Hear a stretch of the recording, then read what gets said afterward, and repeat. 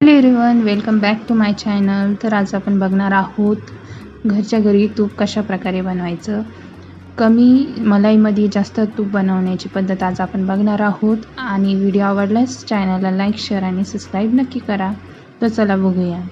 तर इथे मी रात्रीच्या दुधाची साय मी इथे काढून घेतलेली आहे. अशा प्रकारे रोज साय काढून मी लगभग 2 आठवड्याची साय इथे साठवली आहे. आणि या साईपासून आता आपण तूप बनवणार आहोत.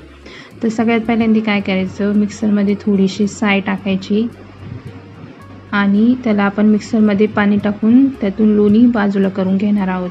तर त्याच्यामध्ये तुम्ही थंड पाणी वापरू शकता किंवा नॉर्मल टेम्परेचरचं पाणीही वापरू शकता.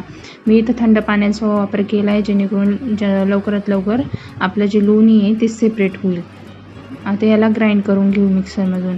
2 ते 3 वेळा ग्राइंडिंगनंतर आपलं जे लोणी आहे ते सेपरेट झालेले आहे.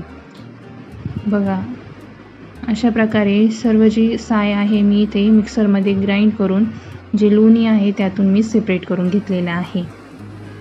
सेम पद्धतीने थंड पाणी टाकून किंवा नॉर्मल पाणी टाकून तुम्ही याला सेपरेट करून घ्यायचं आहे. अशा प्रकारे इथे आपलं लोणी जे आहे ते सेपरेट झालेले आहे. आणि आता त्याला आपण हाताने प्रेस करून त्यातलं जे पाणी आहे किंवा एक्स्ट्रा वॉटर जे असेल ते सेपरेट करून घ्यायचं आहे. चांगलं दोन्ही हाताने प्रेस करून सेपरेट करून घ्यायचं आहे. हे बघा कशा प्रकारे मी करत आहे, त्याच पद्धतीने तुम्ही करायचं आहे.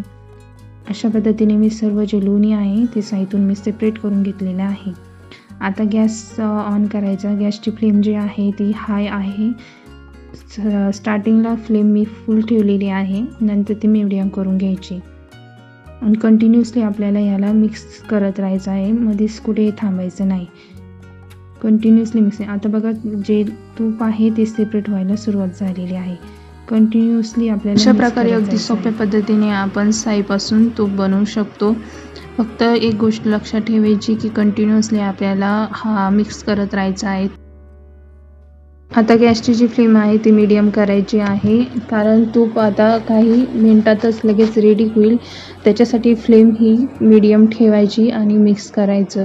आता जे लगभग आहे तूप आपलं सेपरेट झालेलं आहे. थोडंफार तूप अजून खाली बाकी आहे. बेरी जे आहे ते अजून फ्राय होत आहे. तर वरचे जे तूप आहे ते आपण काढून घेणार आहोत. असं केलं तर जे कलर आहे तुपाचा अजून चांगला येतो. त्यासाठी वरचं जे तूप आहे ती मी काढून त्याला गाळून घेतलेलं आहे. आणि खालची जी राहिलेली बेरी आहे अजून तिला फ्राय करून घेतलं आहे. तिचा थोडासा गोल्डन कलर झाला की मग आपलं जे तूप आहे पूर्णपणे त्यातून सेपरेट झालेलं आहे. जी वर उरलेली ही जी बेरी दिसती आहे ती तुम्ही जर फ्रेश मलाईपासून जर तूप काढलेलं असेल तर त्या मलाईला तुम्ही लहान मुलांनासुद्धा खाण्यासाठी देऊ शकता. त्यात साखर टाकून वगैरे खूप छान लागते ती खाण्यासाठी. आता जे कपडा आहे त्याला मी एका ठिकाणी करून अजूनही त्या बेरीमध्ये तूप आहे तर तिला चांगल्या प्रकारे स्क्वीज करून त्यातून तूप हे सेपरेट करत आहे. बघा, आणि तुम्ही बघू शकता की व्हिडिओमध्ये किती चांगल्या प्रकारे आपलं तूप इथे तयार झालेलं आहे आणि कलरही खूप चांगला आलेला आहे. अशा प्रकारे अगदी सोप्या पद्धतीने तुम्ही घरच्या घरी कमी मलाईमध्ये आणि अगदी सोप्या पद्धतीने तुम्ही तूप बनवू शकता. आणि इथे बघा आपलं तूप हे रेडी आहे. अजून दुसऱ्या पद्धतीने तुम्ही साईपासून तूप काढू शकता. डायरेक्ट साईला जर फ्राय केलं तरीही तूप व्यवस्थित निघतं, पण फक्त एवढंच असतं की त्याच्यामध्ये जास्त वेळ तुम्हाला लागू शकतो.